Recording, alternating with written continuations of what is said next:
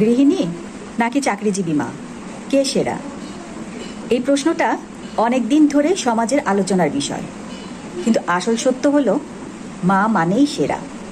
তিনি যেই ভূমিকাতেই থাকুক না কেন।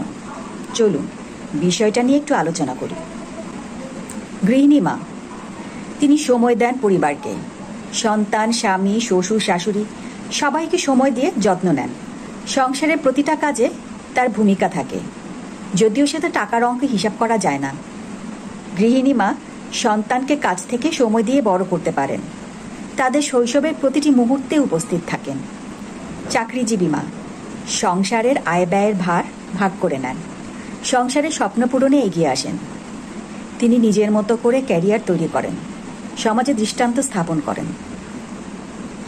সন্তান দেখে শিখে কিভাবে দায়িত্ব আর স্বপ্নকে একসাথে সামলাতে হয়।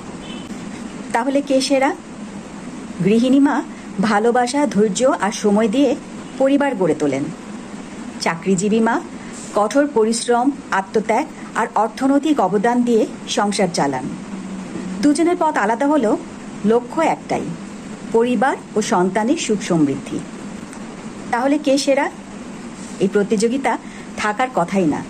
প্রতিটা মাই নিজের জায়গা থেকে শ্রেষ্ঠ। তিনি যদি সংসারের জন্য ঘরে থেকে কাজ করেন, তিনিও সেরা। তিনি যদি সংসারের জন্য বাইরে গিয়ে উপার্জন করেন, তিনিও সেরা। মায়ের ভালোবাসা, ত্যাগ আর সংগ্রামের কোনো তুলনা হয় না। তাই বলা যায়, গৃহিণী হোক বা চাকরিজীবী, মা মানেই পৃথিবীর সেরা।